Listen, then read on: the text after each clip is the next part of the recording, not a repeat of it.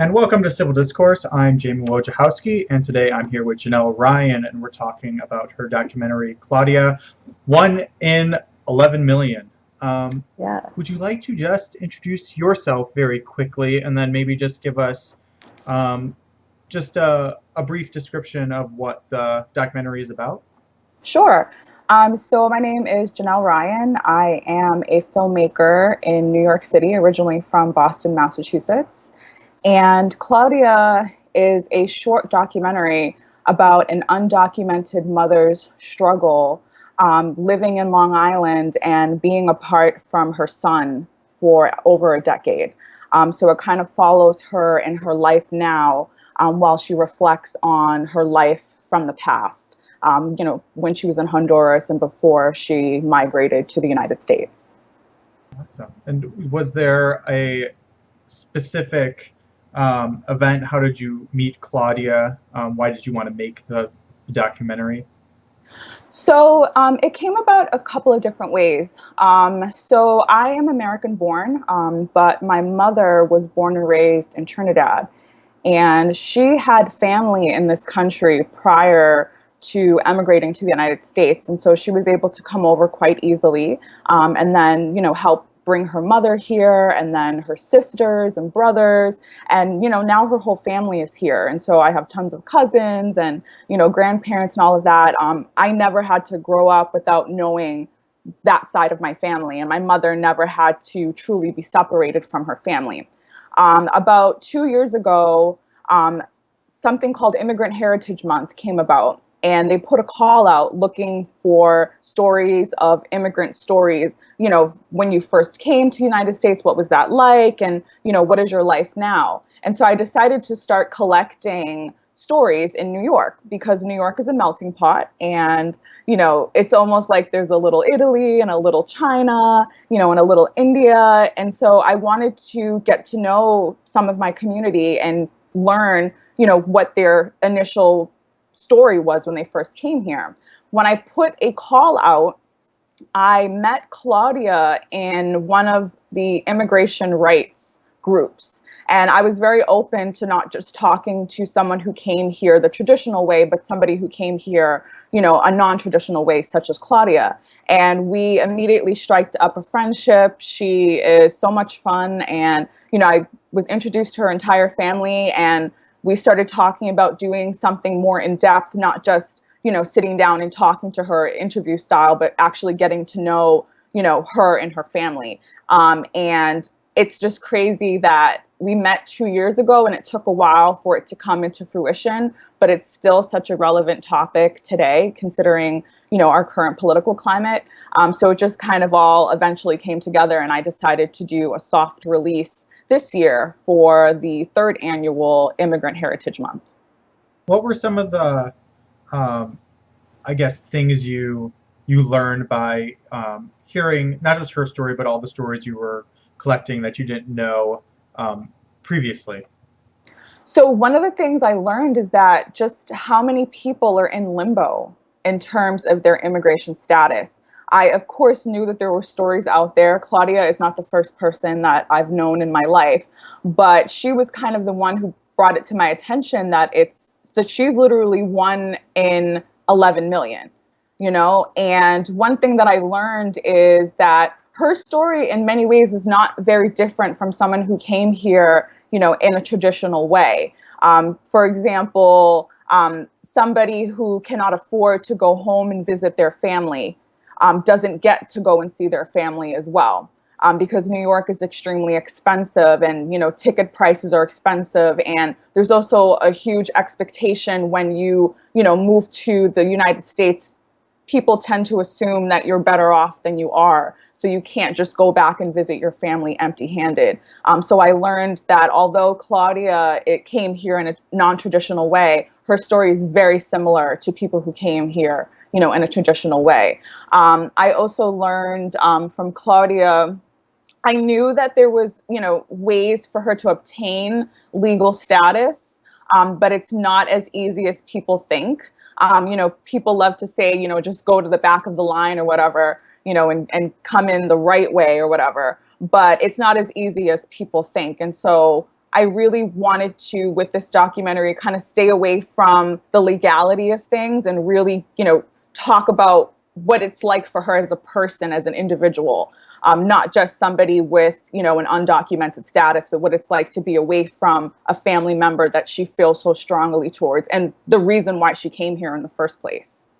Yeah, not to necessarily speak for her, but did you find that she discovered anything, or what was her takeaway from, I guess, making the documentary, if you know? Um, I think that it provided some type of release for her. Because when we initially started talking 2 years ago, we didn't really know each other. And I, as a documentary filmmaker versus, a journalist per se, I'm very big on making my subjects comfortable. I don't want, clickbait and to just sweep in and get a soundbite and sweep out. So one of the things that I stress to her is that I want to make you completely comfortable, including changing your name and masking where you're from and all of this kind of stuff. And the more that we got to know each other, and after we, the actual interview, and I followed her around initially, and I was like, what name do you want to use? And she was like, my name is Claudia. She was like, I want to use my name. And I was shocked because I don't know if I would be that strong, if I would be that brave to do that. And so when it came time for me to decide what to call the documentary, I didn't know what to call it. And I was just sitting there one day thinking, and I was like, you know what? It's Claudia. She made it a point to take agency over her own story, to stamp her name on it, even though it in some ways would put her at risk.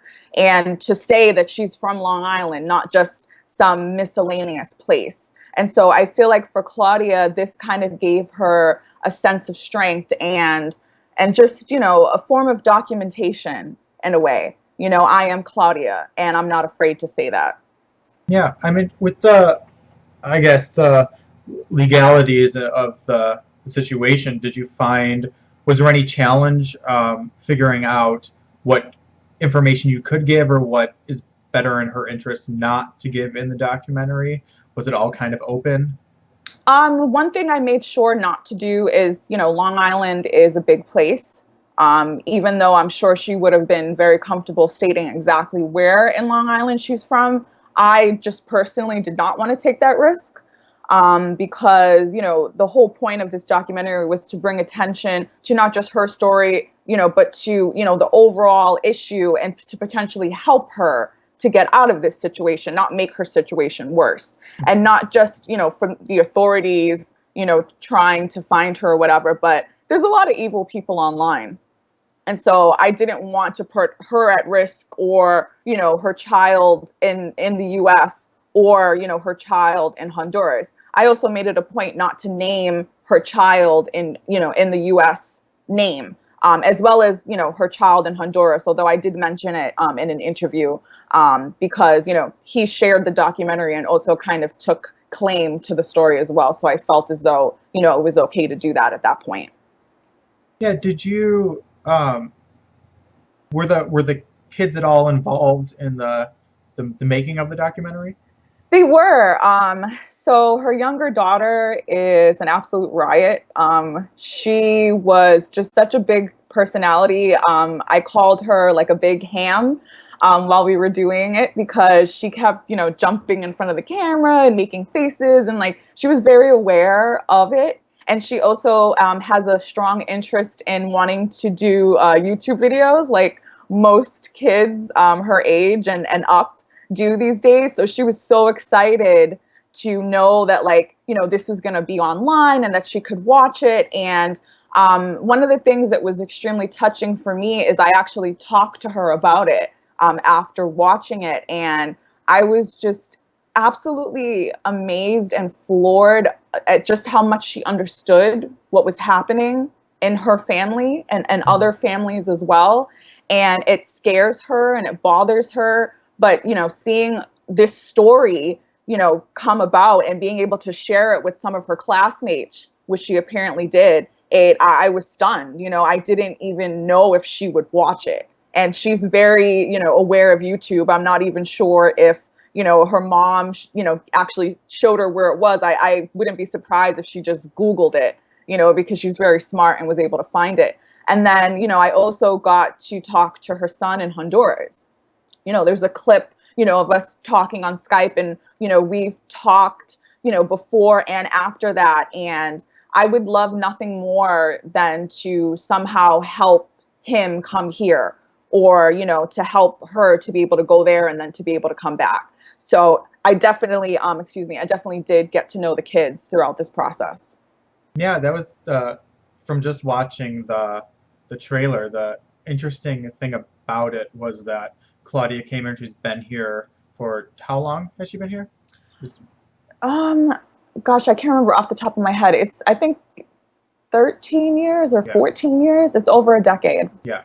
And so she's married here to an American and has a daughter, and then she has her son there. And the interesting thing to me was that I guess that relationship for the husband and the daughter to know that there's this other family member that they really have no access to minus Skyping or whatever they can do, and the son knowing that his mom has this other family in America, and just that the awareness that you talk about, especially with the young daughter, but just that kind of dynamic and what emotions come with that dynamic, I found very interesting.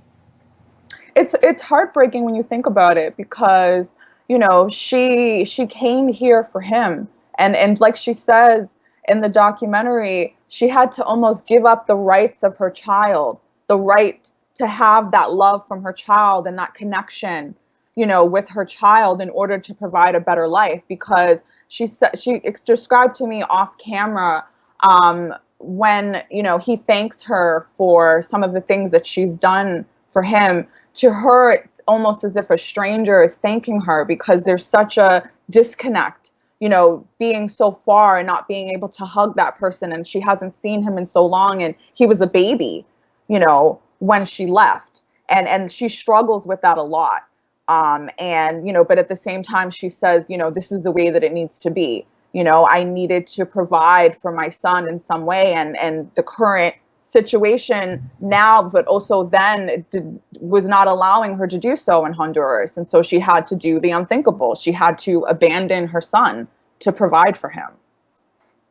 Yeah, so what is I guess if you know her and your own, what do you hope the outcome is for the documentary, or what you hope that the documentary, the results, or what it helps move forward? So a small but sometimes difficult goal that I have is to hopefully eventually raise $5,000 to give to Claudia and her family, because that will cover the cost of legal fees for her to apply for a waiver to become a United States citizen. And there's a lot of logistics that goes into that. A lot of that money would cover legal fees. Also, that doesn't even include having to travel to Honduras, which is a huge risk, to actually travel to Honduras and, to actually go through the traditional process, and then, come through the United States again, with a waiver. And so I'd love to be able to jumpstart that process. I think that, one thing I was able to accomplish is to give Claudia, agency over her story and, who she is as a person. She is so proud of the documentary, and that was like my biggest fear, is that I wanted her to feel okay with it. And so I really kept her involved in the actual process, of editing and, releasing it and everything like that. And she's so pleased with it. And I would just love to be able to help her in some way, to actually get her to Honduras and get her son here. Is there any kind of GoFundMe page or anything that's happening? There is. There's a GoFundMe page linked to the actual YouTube and to the Facebook link. What I'm planning to do, because Immigrant Heritage Month was in June, and I'm really glad that I released it then, although I think, not that this is a bad thing, there was kind of an oversaturation of stories that were happening around that time, which again is not necessarily a bad thing, but I'm planning on kind of re-releasing it and repackaging it, and kind of just somehow bringing attention to Claudia, individually, so that we can kind of jumpstart the GoFundMe. Awesome. And for the viewers, all that's in the description below. So those links should be there. Um, Transitioning a little bit just to, I guess, you as a filmmaker, what, I guess, inspired you to do documentaries in just general? So, my interest in communications and entertainment and journalism has evolved over the years, certainly. But the first documentary that I keenly remember watching it and realizing this is a documentary and this was created for a purpose to help, you know, to help somebody and bring attention to a particular issue, was Dark Days. It's a documentary set in the New York City area, in Grand Central specifically.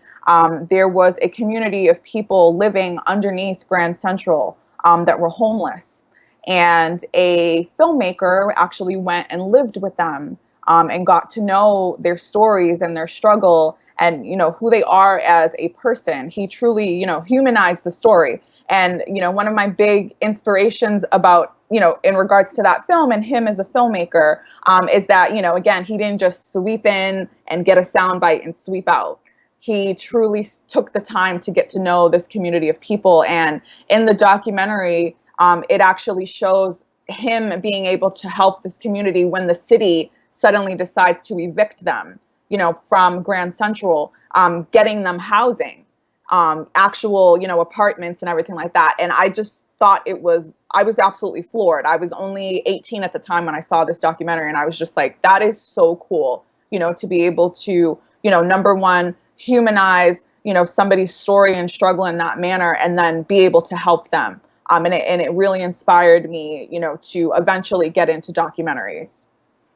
That's that's interesting to me because I I often talk about there seems to be this idea, especially in news media, and I'm starting to see it a little more in some documentary work that tends to be more, I guess, journalistic than documentary.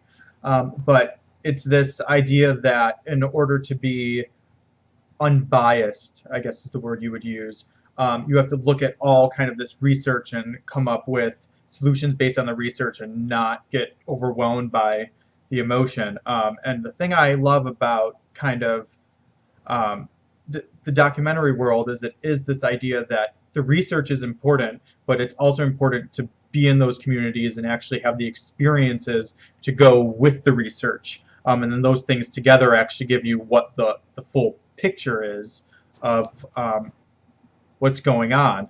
And I think the documentaries in general, I think, really help build awareness because they kind of bridge the gap between, I guess, what activists on the ground are doing and then what's happening in our media, which is more talking heads and just the facts without that giving voice to those who are experiencing what people are talking about. Or even taking a pause to, truly acknowledge the depth and the just how terrible some of these stories are. It bothers me when I watch the news and they're like, 15,000 people died. Oh God, that's so terrible. In other news, blah blah blah blah, and I'm just like, oh my gosh, like, can you guys like take a moment and like truly reflect on what you guys are reporting on? I find, and I initially wanted to get into, entertainment, journalism, or, some form of journalism, either like as an anchor woman or a talk show host or whatever. And I just, I kind of lost interest in that. And it also didn't work out because I kind of just didn't want to do it anymore. And I could never see myself just, casually talking about something in that regard. And what's so beautiful about documentary film, specifically, filmmakers that truly immerse themselves in the story. With Claudia, what I keep telling people, anybody who judges what she did, I challenge you to be in her shoes for 1 second. Be in her shoes for 1 second, have your back up against the wall. I guarantee that you would do whatever it takes to take care of the ones that you love. And the same with the stories in Dark Days, oh, how could you live in Grand Central? And when, the city decided to evict them, and the filmmaker helped them, helped them stay there initially and then helped them get out of there into actual housing. People had no other choice at that time. Nobody wants to live in Grand Central, but when your back is up against the wall and there's a housing crisis in the city, you're going to do whatever it takes to find shelter. And that whole thing is coming full circle again in New York, because we have a housing crisis again. And I've lived in New York for about 12 years now, and I have never seen as many homeless people as I have in the last couple of years. And it's no coincidence that the rental prices have skyrocketed. While the cost of living has skyrocketed, while the wages have stayed the same. And simultaneously, there's a fight for 15 happening, and people have a lot to say about that. But once again, put yourself in somebody's shoes and think about it for 1 second. And that's what I love about documentary film, is it invites you into people's lives, and into their homes in a very, humanistic standpoint. It's like, yes, statistics are great, but people generally know the statistics and they don't listen. They tend to not believe it. So it's nice to be able to put a face to these stories. Yeah, and so often I mean, as an activist who's involved in a lot of different movements, that one of the first things you try to do is build awareness, and how you do that is by personalizing whatever it is for people. Because I think as humans, our instinct is to separate ourselves from things we don't understand or things we haven't experienced ourselves. And it's like the LGBT movement. I think that was successful because they had the huge um, movement to have people come out and share their stories, and people realize, like, I actually know a lot of LGBT people without ever thinking like I did. They're in my family, they're my friends, they're my friend of my friends, stuff like that. And I see that even with the stuff that's kind of going on in the Middle East as well. It seems like there's this transition that's happened the last few months as online media has started covering some of um, the bombings, and not covering the bombings, but covering the people who are affected by the bombings. And then all of a sudden, there's this outrage where there's no new information. This has been happening before. It's just now people are starting to focus on the actual humans involved, as opposed to it just being, oh, a bunch of people died from this drone strike. Jesse Williams, who's an artivist as well, he's an actor and an activist, and a former teacher. He makes an amazing point about this during the Ferguson uprising, where he says, specifically to Black Lives Matter, if you don't know any Black people in real life, you're probably going to be racist. What you see portrayed on television and media, what's portrayed in the news, and so forth and so forth. If you're not able to put a face to these stories, and to these people's lives, whether it's the LGBTQ community, the Muslim community, the homeless community, the undocumented community, it's like you just end up regurgitating what you see on the news, and what you see in the mainstream media, if you don't either, number one, know somebody personally, or seek out alternative information in alternative media such as documentary film. Yeah, and I mean, I think that was very much the Black Lives Matter movement. I mean, this is an epidemic that has been decades, if not centuries, happening, and it really took having video evidence and seeing very specific people and hearing their stories for the movement to really not be there, because there's been the movement's been there along within the Black community, but to really get people outside the community to really see what was happening and in a lot of ways care or think it's as prominent and as much of an epidemic as it is. It's sad because it's like a double-edged sword because I hate seeing those videos, you know, because I didn't need to see those videos to believe that it was real. And it's so sad that it's like even with all of that terrible footage out there, there's people who still don't believe it. There's people who still don't get it, and it breaks my heart because, you know, anybody's family member, you know, Tamir Rice's mother, you know, Eric Garner's daughter can, you know, Google, you know, their loved one's name and see those horrible images come up, you know, Mm-hmm. and generations later, you know, can Google those names and those families and see those images come up. And, you know, I lost a loved one a few weeks ago and I can't get that image out of my head, you know, his last few hours. But you know what? Eventually it's going to pass. And it sucks that, you know, even with all those images out there that continue to be replayed and, you know, it's sucks for the loved ones, people still don't get it. It breaks my heart that occurs. Yeah, and I remember, I mean, every time it occurs, and it happened also with the little boy who was bombed during the drone strike that was everywhere. And it is like, it's such a hard, it's just a hard issue because it's like, yeah, like we shouldn't, the privacy issue and just showing it and is it appropriate, but at the same time, like it's also needed for the awareness.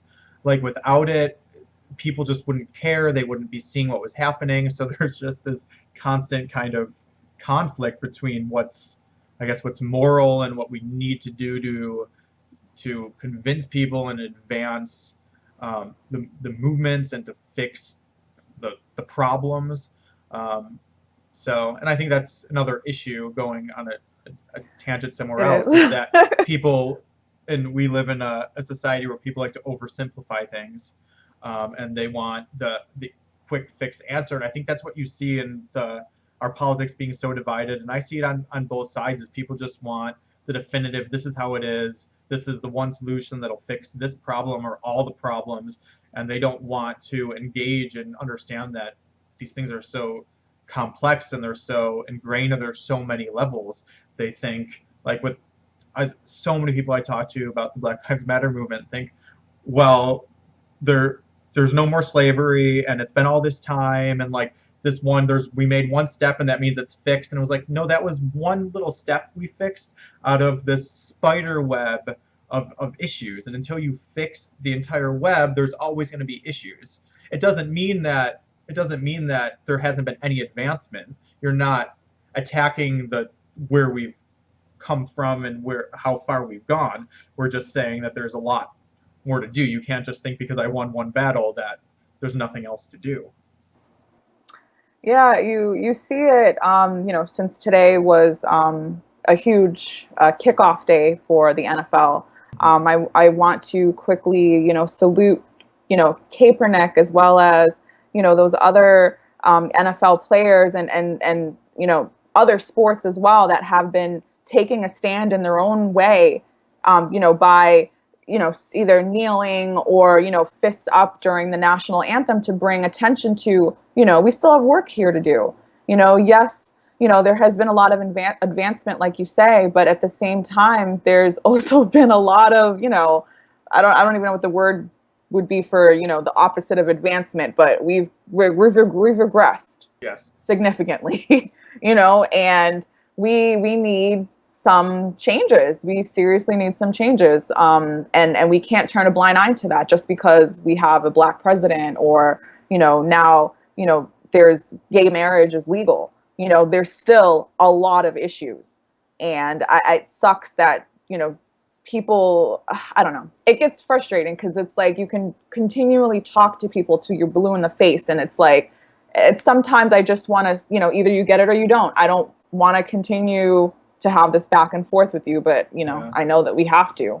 Yeah, and it's hard because I mean, ideally everybody wants the change now, and we can, like, you can obviously implement things now that'll help, but I mean, yeah, you're never going to get everyone to agree with you or be on your side. You just need, and that's just because it's so ingrained in our society that people are conditioned a certain way. And until we change the structure so that through generations people are conditioned a different way, it's really not going to change. But if you start it now, then a generation, our children or our children's children, don't have that. And I mean, we're seeing it now even with the the stats when you poll millennials that they're just a lot more progressive than, and the younger generation's always more progressive than the older generation, but never at the levels that we saw millennials and now even the generation before millennials in every way. So um, it's only, in my opinion, it's only a matter of time before there's some really drastic change, but it's also our duty to keep the pressure up and keep organizing so that we could take advantage when the time is right. Yeah, it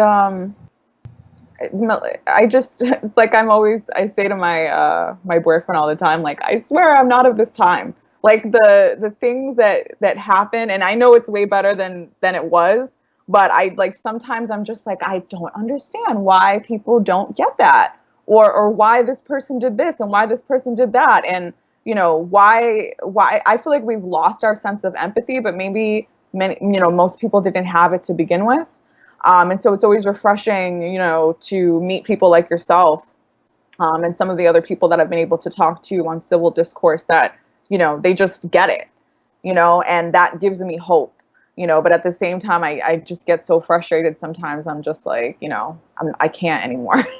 I'm like, I'm not going to have I these know. debates anymore. I go on like Facebook blackouts sometimes because I'm just like, I can't. Like, one person right before like my I lost a loved one, I post something about Black Lives Matter, and somebody was like, all lives matter in the comment section. I'm just like, are we really still having this debate right now? Like, can you like Google something, please?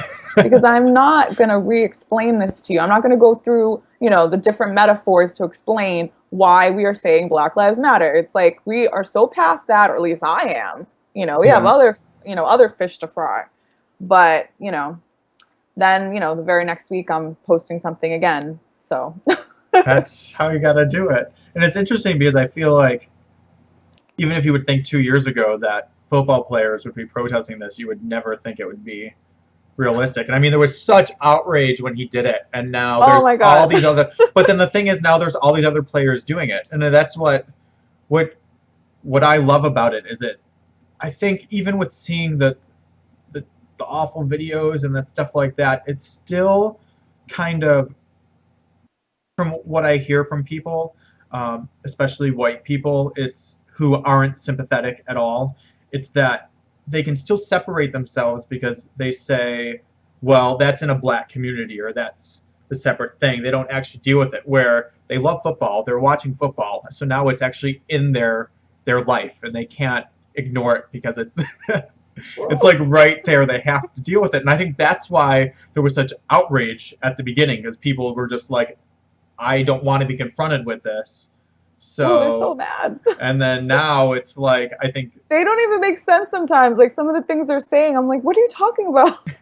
like, and this reminded me so much of, Muhammad Ali. It just goes to show you so many of these people are full of shit because like when Muhammad Ali passed, everybody was like, oh, my hero and blah, blah, blah, blah, like specifically the same white people who are so outraged about what Copernic is doing. Like, they're also the same people who gave him shit back in the day when he refused to go to war. Because, why should I go out there and allegedly fight for, my American rights when I don't have any, and also to, bomb another poor country, and kill other poor black and brown people.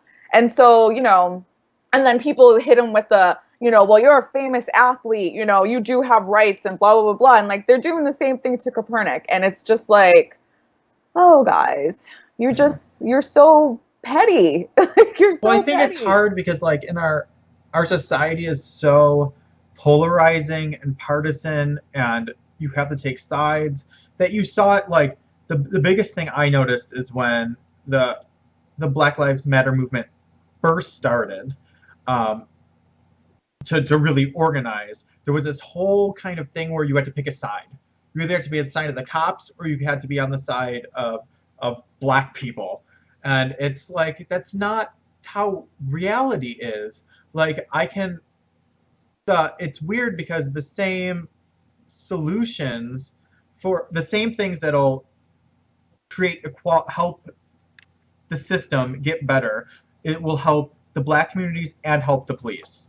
It helps both of And them, help and you other communities as as well, well. not just the, not just the black community. There's white people and brown people and, many different types of people being murdered by the police. It's just, their black people are overwhelmingly being murdered by the police, and they fail to see that. Yeah, and but I think a lot of it has to do with that. There's so much of that. It has to be one side or the other, so they don't even contemplate it is because they think, well, if I even go there, that means I'm against the police. Yeah. And you're like, I mean, it's not how it works. people generally fail to see the nuance in everything. It's just like they fail to, figure out why is Copernic doing this? What instead they're like, oh, you don't care about veterans. Like what are you talking about? Like where did that come from? What does it have to do with anything? And so I loved when I started seeing, veterans for Copernic. I was like, oh, thank God. People, oh, thank God. Because it's like that was probably the only thing that could shut them up. Yeah. But at the same time, I caught a glimpse of some of the football games today, and I saw a couple of people holding signs and stuff like that, and I'm just like, ugh, face palming. Like, what is wrong with Mm-hmm. people? Like, seriously, you guys are more outraged about an inanimate object than you are about actual human lives. Like, that's crazy to me. Yeah, it's definitely interesting. Don't know. I can't. I can't sometimes. That's when I'm just like, I'm done. I'm done. I'm Right. done. I'm just gonna watch Netflix and forget about everything. Yeah. The thing that I do see, and I don't know if you see it in New York, but I've seen it in kind of the movements in California a lot, is the progressive movements seem to finally really be coming together and standing in solidarity with each other in a way I've never seen. You saw it with Black Lives Matter and the protests that are happening in North Dakota. And there's been a lot of rallies here that are, I guess, progressive rallies that's giving a voice to all the different issues and talking about how they're all interconnected. Because I see that with kind of what we're talking about too. The problem is like is our education system. Our education system teaches you what's right and what's wrong and to go to a test. They don't teach you how to critically think. So then we're like, well, why doesn't anyone know how to critically think or analyze what's going on? Because they've never been taught to. I mean, our politics is so partisan and it's either you're on this side or this side. Our media is like that. Our media doesn't talk about anything nuanced. It's either it's this way or that way. And then I mean, everywhere you're faced. I mean, it's hard as someone who really, I mean, I'm not going to say I'm the best critical thinker, but I try really hard to think critically, and it's It's okay hard. to say you're one of the best. But It's okay. I'd it's say you're one of the best too, Jamie. it's hard to do it, especially when you're with people who, I mean, on this show, it was hard specifically at the beginning because at the beginning, I wasn't really sure what I wanted to do, and I was having some political discussions and political panels, and eventually I was just like, I just want to interview activists and talk about social movements and organizations because when people actually are for a cause, they're they're not worried about their ego or sounding right or saying the right thing or whatever. They want that issue to be fixed. So everyone's kind of on the same page with one place. So if someone has a good idea, they don't go, well, you had the idea, so I'm gonna reject it. They say, oh, that's a good idea because it helps us advance what we're all here to advance. Where with politics, it was just, man, trying to get other people to see things critically and just not fall for the hypocrisy. Like there's a lot going on today, even with the Hillary Clinton thing, and with her I saw falling you post down. about that, and Oh, I saw a couple of other people, and I was like, I don't want to know. That's literally yeah. was my that literally was my It's reaction. I was not. like, She I don't want basically. to know. I mean, these are the facts. I don't know anything about her actual health thing. I mean, I'm a person, I need evidence. Like, I'll listen to the conspiracy theories, and a lot of times, not a lot of times, sometimes they're right, sometimes they're crazy, but for me to actually accept something as fact, I need evidence. And all I see is that she was at an event, she had to leave early because they say she had heat stroke, and then she almost fainted getting into the car. And then now it's come out that she had pneumonia. So God. me looking at that, I'm just like, and all these people are calling for her to like, she shouldn't be running and all this stuff. And if health isn't, for me, if health of a presidential candidate is of utmost importance to you, then that is valid criticism. But if you are a Bernie Sanders supporter, or you're a Jill Stein supporter, or a Trump supporter, and that happened to your candidate, and you wouldn't call them to do the same thing, then you're just a hypocrite. You're right. These are facts. Yeah. These are facts. And I mean, But I'm it's not voting for her, so like, it's not. I don't have any like. I'm not trying to convince people to like her or to vote for her or anything. It's just like, don't be a hypocrite. people get so caught up in their emotions. I see that a lot in, you know, in progressive spaces. I guess everybody does that because the Yeah, it's both crazies get caught up sides. in their emotions too. Yeah. You know, like you don't care about veterans because you're not, because you're protesting against something that has nothing to do with veterans. So I don't even know like what you're talking about. Where did that come from? So I don't know. That's again when I'm like, I can't right now. I can't. When I see crazy things, I'm like, nope, not today. I literally saw you post that, and I was like, I don't really want to know. I was like, It was just silly. too much. Like, there's like a quota. I have a quota for the Yeah. day of craziness, and I saw enough craziness in the football, world in Yeah. terms of people, reacting like that, and I was just like, nope, not gonna read about that today. I'll read about it tomorrow. Yeah. I'll read about it tomorrow. I'll I mean, start this day fresh I think that's a with the systemic Hillary thing Clinton too drama. with the emotions. It's like I mean, that's how you run a campaign. That's what the media does. Everything's about get people's emotions going. We don't want to talk about the policies. We don't want to talk about the issues. We just want these emotion-driven things to get ratings and humanize yourself. Don't talk about the issues when you're campaigning. Talk about your family and all these things. And yeah, I mean, it's nice, but I mean, I just you're the president. You're not there to be my best friend or me feel like you're a family member. I just want you to be the best one with the best issues and best One could policies. dream. One could dream. I know, right? Oh, one could dream. Well, was there anything else you wanted to let people know about the documentary or about anything you're doing currently or is coming out? Sure. So the next step for me is, so I collected a bunch of interviews from, I believe it was 10 different countries. And I plan on collecting more. I kind of want to make a series out of it underneath the Pull Up My People banner, to kind of show people that, we all come from somewhere. We all started at some place, and whether you are moving to the States for the first time or moving from another state or whatever the case may be, we all have those initial days in a new place. And that was like one of the focuses that I talked about with during the interview process. So definitely look out for the next installments of my immigrant heritage series.